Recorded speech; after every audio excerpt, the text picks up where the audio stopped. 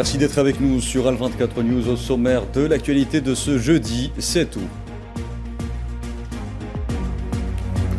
L'Algérie convoque le chargé d'affaires de l'ambassade de France en Algérie, lui remettant deux notes verbales, notifiant notamment la dénonciation par la partie algérienne de l'accord algéro-français de 2013. Les autorités algériennes qui annoncent avoir examiné avec beaucoup d'attention la lettre adressée par le président français à son Premier ministre, ainsi que les explications fournies ce jour même au chargé d'affaires de l'ambassade d'Algérie en France par le Quai d'Orsay. Poursuite de l'agression génocidaire contre la bande de Gaza, l'entité sioniste fait près de 30 martyrs, dont une dizaine attendant de recevoir des aides humanitaires. L'OMS tire la sonnette d'alarme sur la malnutrition aiguë dont souffrent les enfants à Gaza.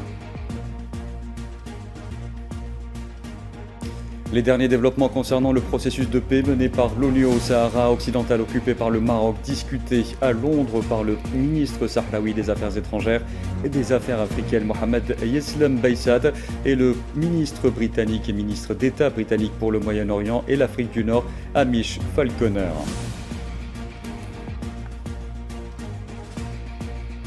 Une première depuis 4 ans, Moscou annonce une rencontre programmée la semaine prochaine entre le président russe Vladimir Poutine et son homologue américain Donald Trump.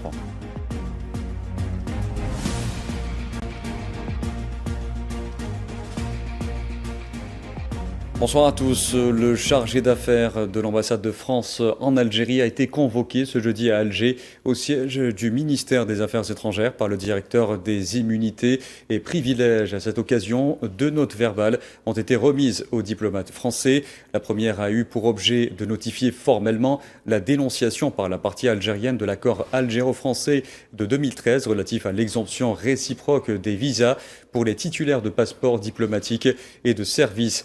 Cette dénonciation va plus loin que la simple suspension notifiée par la partie française et met définitivement un terme à l'existence même de cet accord. En conséquence, et sans préjudice des délais prévus dans l'accord, le gouvernement algérien a décidé de soumettre avec effet immédiat les titulaires de passeports diplomatiques et de visas français à l'obligation de visa. La seconde note verbale vise, quant à elle, à informer la partie française de la décision des autorités algériennes de mettre fin à la mise à disposition à titre gracieux de biens immobiliers appartenant à l'État algérien au profit de l'ambassade de France en Algérie.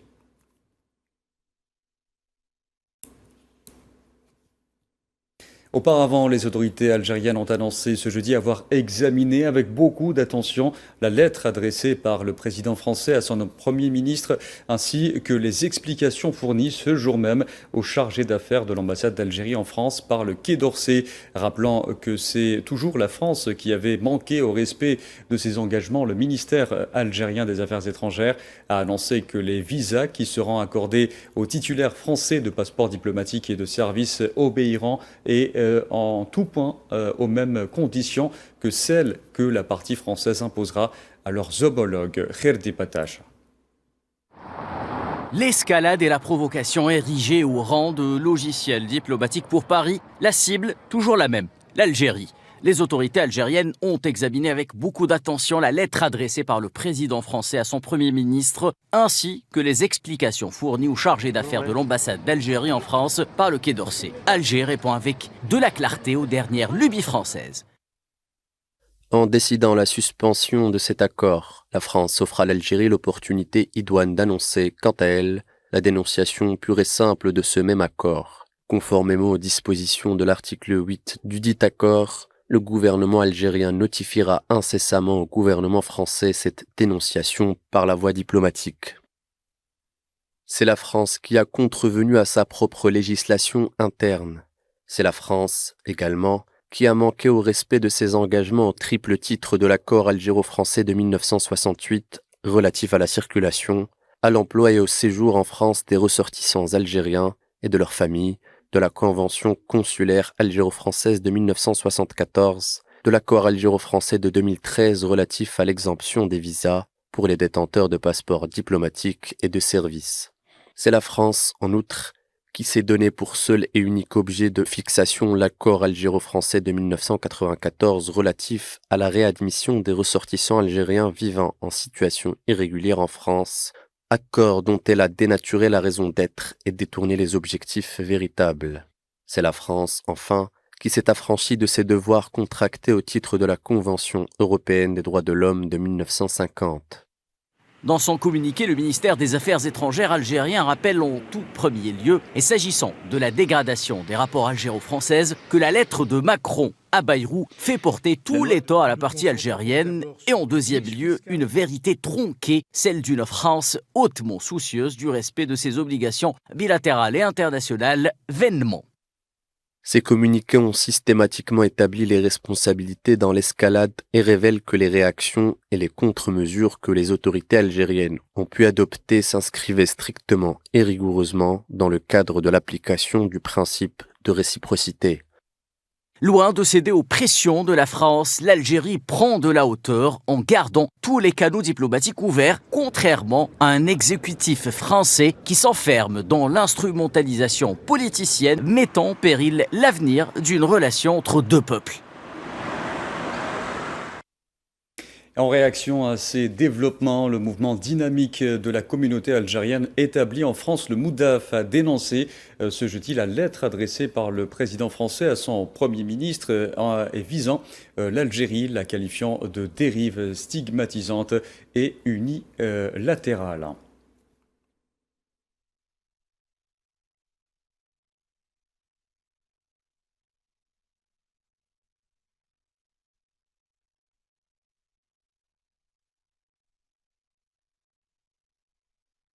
Et nous avons en direct avec nous justement le président du MOUDAF, Nasser Khabat. Bonsoir.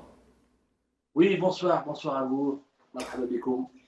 Merci. Alors, le MOUDAF a pointé du doigt le ciblage de l'Algérie sur les questions migratoires et sécuritaires. Ces questions utilisées aujourd'hui par la France risquent-elles d'affecter les millions d'Algériens établis en France ? Disons que ce soir, on a ce grand regret de ce courrier qu'on a imaginé comme une farce de la part du président Macron, mais non, c'est une réalité. C'est une réalité politique et diplomatique qui va une fois de plus ancrer les rapports bilatéraux entre l'Algérie et la France dans un rapport tendu. C'est pas ce que nous cherchons, bien au contraire, mais je crois que nous avons de grandes leçons de souveraineté à rappeler à cette République française qui a tendance à oublier que les pays souverains sont libres de leurs décisions et surtout sont libres de leurs choix. Et selon vous, Nasser Khabat, comment expliquer aujourd'hui que la France officielle bafoue tous les canaux diplomatiques pour communiquer de telles décisions ? Écoutez, on peut le déplorer et je crois qu'aujourd'hui cette France qui dans sa diplomatie, dans sa politique surtout, est devenue folle. C'est une diplomatie sans boussole, sans repère et qui va justement même contre le peuple français et contre les intérêts du peuple français. Je crois qu'aujourd'hui on le déplore avec beaucoup de regrets, que depuis plusieurs mois, la diplomatie française et la politique française, à sa tête le président Macron, assume une politique suicidaire, j'oserais dire, qui mène au chaos et qui mène surtout à l'impasse, dans un moment où peut-être que le bassin méditerranéen a besoin de trouver des ressources, des forces pour un avenir apaisé et surtout des accords apaisés et surtout des intérêts partagés. Nasser Khabat, merci d'avoir répondu à nos questions. Merci à vous. Nasser Khabat qui est le président du MOUDAF, je vous le rappelle, le mouvement dynamique de la communauté algérienne établie en France. Dans l'actualité également, je vous en parlais en titre, au 671e jour de l'agression génocidaire contre la bande de Gaza, les forces de l'entité sioniste ont fait près de 30 martyrs, dont une dizaine qui attendaient de recevoir des aides humanitaires. Les autorités sanitaires palestiniennes ont indiqué que les corps de 100 martyrs et 603 blessés sont arrivés dans les hôpitaux de Gaza au cours des dernières 24 heures. Et depuis le 7 octobre 2023, le bilan des victimes de ce génocide s'est alourdi à 61 258 martyrs et 152 045 blessés.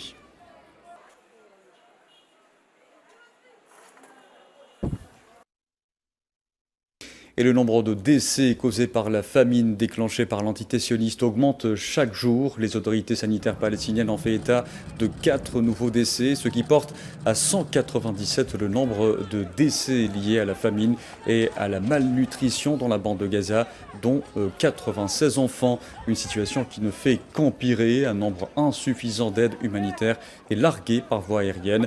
L'entité sioniste s'obstine à bloquer les points de passage malgré les multiples appels de la communauté internationale.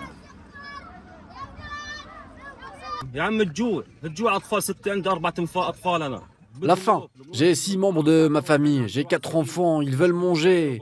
Où puis-je leur trouver à manger? On va à Zikim, on voit la mort de nos propres yeux et on repart sans rien de Zikim. La mort est là, devant nous. On vient ici pour les parachutages et voilà ce qu'on reçoit. Il y a beaucoup de souffrance, il y a beaucoup de monde ici. Pas 1 ou 2, 1000 personnes pour une palette. Nous arrivons ici presque morts. Nous prenons en considération que nous ne rentrerons pas chez nous. Et la famine qu'inflige l'entité sioniste aux habitants de la bande de Gaza ne fait qu'empirer chaque jour qui passe. Actuellement, au moins 200 000 enfants souffrent de malnutrition aiguë. Asma Laïda. À Gaza, la situation est particulièrement dramatique.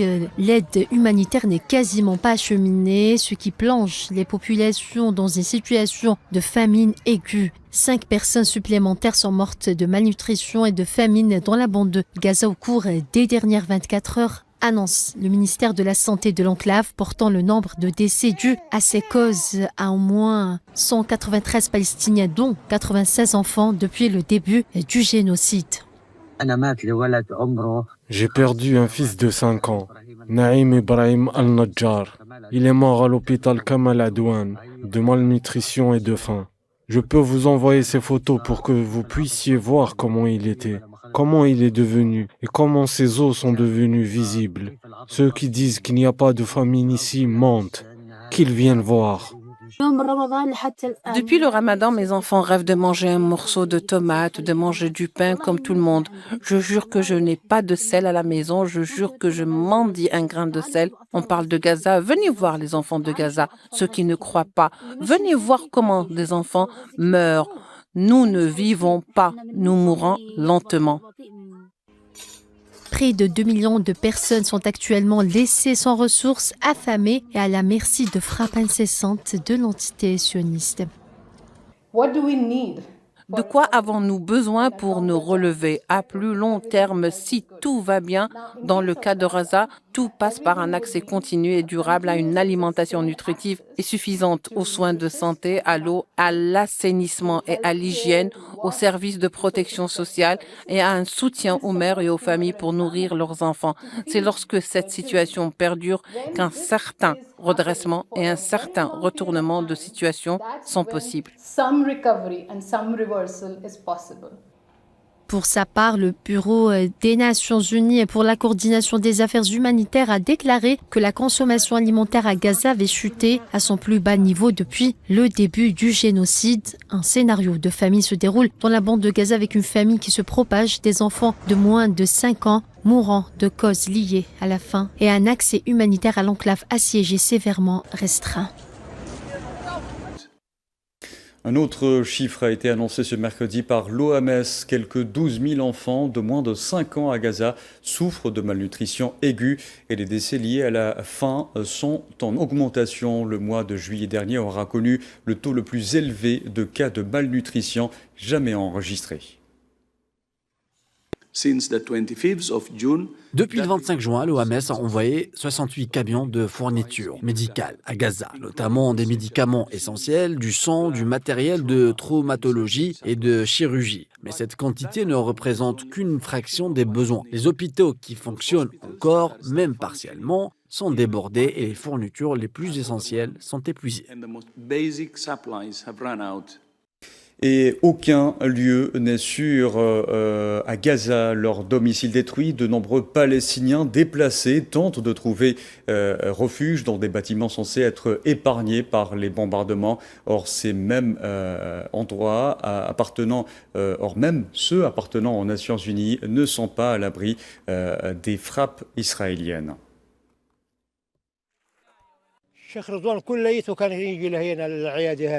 Toute la région de Sheikh Erdouane dépendait de cette clinique. Ils nous ont détruits en la ciblant. Où allons-nous trouver des médicaments? Ils ne nous en fournissent pas. Détruit et je m'en servais comme abri et maintenant je n'en ai plus. Nous n'avons même plus ni eau ni nourriture. L'endroit où nous comptions autrefois pour nous protéger est maintenant en ruine. Des manifestants ont défilé ce mercredi à Ljubljana pour exiger de nouvelles mesures contre l'antitationniste après que la Slovénie a introduit une interdiction sur les importations de biens produits dans les territoires palestiniens occupés par l'antitationniste et approuvé un programme d'aide supplémentaire pour les Palestiniens.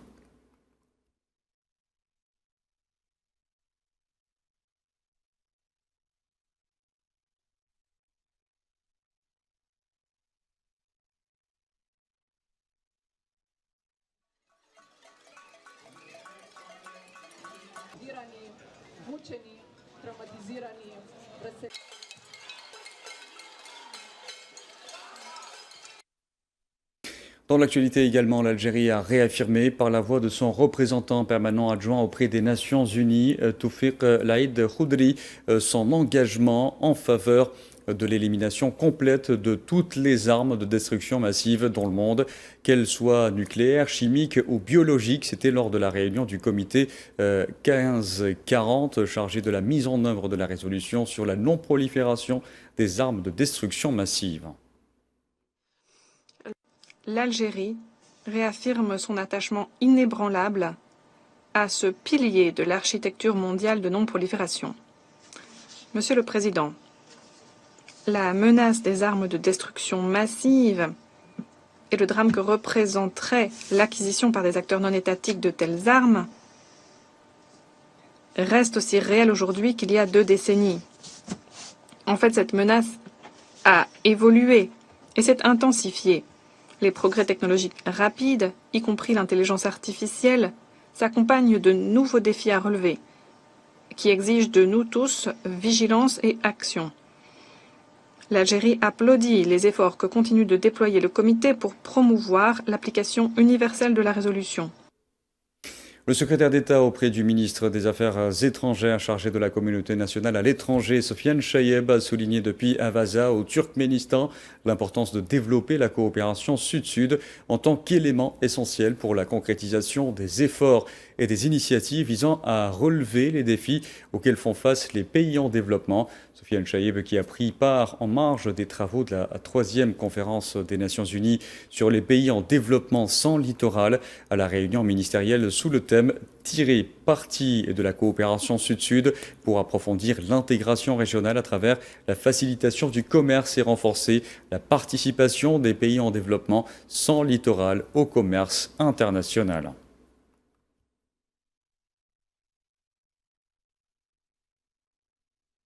Le ministre sahraoui des Affaires étrangères et des Affaires africaines, Mohamed Yeslam Baïsat, a discuté à Londres avec le ministre d'État britannique pour le Moyen-Orient et l'Afrique du Nord, Hamish Falconer, des derniers développements concernant le processus de paix mené par l'ONU au Sahara occidental occupé par le Maroc. Les discussions ont aussi porté sur le rôle constructif que le Royaume-Uni pourrait jouer pour soutenir les efforts de l'envoyé personnel du secrétaire général de l'ONU, Staffan de Mistura, afin de faire avancer le processus de paix. Dans ce contexte, les 2 parties ont souligné l'importance de respecter les principes fondamentaux consacrés à la Charte des Nations Unies et d'autres instruments internationaux.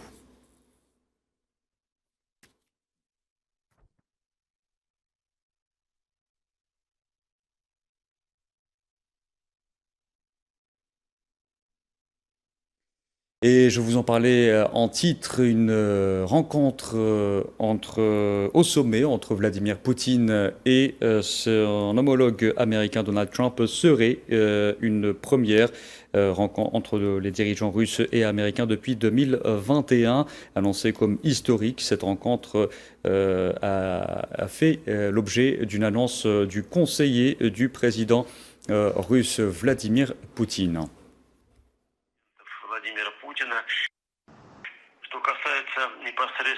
Nous commençons maintenant avec nos collègues américains à préparer concrètement les aspects de cette réunion, ainsi que son lieu. Je précise d'ailleurs que le lieu a été convenu en principe. Nous vous informerons ultérieurement.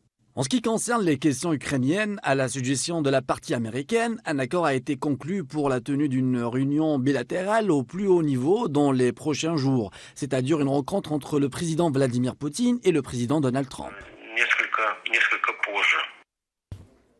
Annoncée comme historique, cette rencontre serait-elle le prélude d'une solution définitive au conflit russo-ukrainien? Élément de réponse avec Safouane Ben Sabri. Une rencontre qui pourrait sceller le conflit en Ukraine et les enjeux qui en découlent. Poutine et Trump pourraient se rencontrer très bientôt, selon les deux intéressés. Donald Trump a annoncé la veille qu'il y avait de fortes chances qu'une rencontre entre les deux présidents ait lieu. Il y a de fortes chances que nous terminions ce cycle, que nous mettions un terme à cette route. Cette route a été longue et continue de l'être, mais il y a de fortes chances qu'une réunion ait lieu très prochainement. Le président américain fait référence à la visite de son émissaire spécial à Moscou, qui a rencontré Vladimir Poutine pour un entretien de plus de 3 heures. Suite à cela, le président russe a déclaré aujourd'hui qu'une rencontre avec Trump était possible et en serait même historique. La Russie est ouverte, cela va sans dire, à un dialogue constructif avec les États-Unis. Et certainement, le sommet entre les dirigeants de la Russie et des États-Unis, qui est espéré pour la semaine prochaine, pourrait sans aucun doute devenir un événement historique important, un événement au cours duquel la position de la Russie sera clairement communiquée au président Trump. Pour une rencontre avec Zelensky, en revanche, rien n'est garanti côté russe. J'ai déjà dit à plusieurs reprises que je n'ai rien contre dans l'ensemble. C'est possible, mais certaines conditions doivent être réunies pour cela. Or, malheureusement, nous sommes encore loin de ces conditions. Vladimir Poutine maintient une ligne conductrice depuis maintenant plusieurs mois. Pas de rencontre avec Zelensky tant qu'il n'y a pas d'accord final prêt à être signé. Une rencontre avec le président américain apparaît comme une condition sine qua non avant une rencontre russo-ukrainienne. Et pour évoquer cette rencontre, nous avons avec nous en direct Manuel Pouchelet, analyste des questions internationales. Bonsoir. Bonsoir monsieur et merci pour votre invitation. C'est nous qui vous remercions. Alors Manuel Pouchelet, une rencontre Poutine-Trump annoncée pour la semaine prochaine. Cela semblait invraisemblable il y a quelques jours, surtout après l'ultimatum lancé par Donald Trump. Ensuite, il y a eu Steve Witkoff hier à Moscou. Comment expliquer cette position américaine qui a littéralement changé en l'espace de 24 heures ? À l'espace de 24 heures, le président Trump maintenant impose son tempo.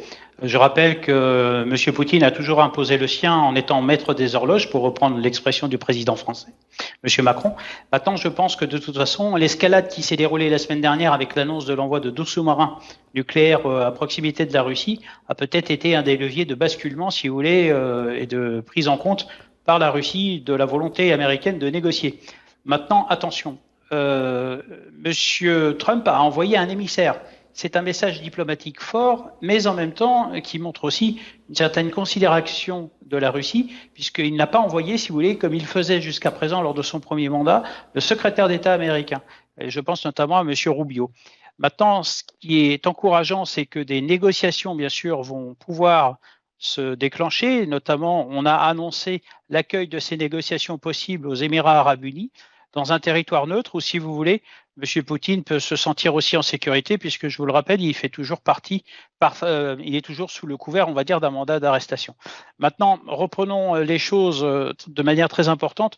Tant du côté américain que du côté russe, les deux présidents, si vous voulez, sont confrontés à des mouvements de contestation. La politique MAGA côté américaine peine à se réaliser, notamment sur l'international. Rappelez-vous, Donald Trump qui avait déclaré régler ce conflit en 2 semaines. Et du côté aussi russe, M. Poutine est aussi de son côté, mais ça on le sait moins, en difficulté puisqu'il est sous pression avec une obligation de résultat sur ce dossier ukrainien. Manuel Pouchelet, merci d'avoir répondu à nos questions. Merci beaucoup. Merci beaucoup, monsieur. C'est nous qui vous remercions. Alors, je rappelle que vous êtes analyste des questions internationales. Voilà, ce journal touche à sa fin. Merci à vous de l'avoir suivi. Excellente soirée à tous.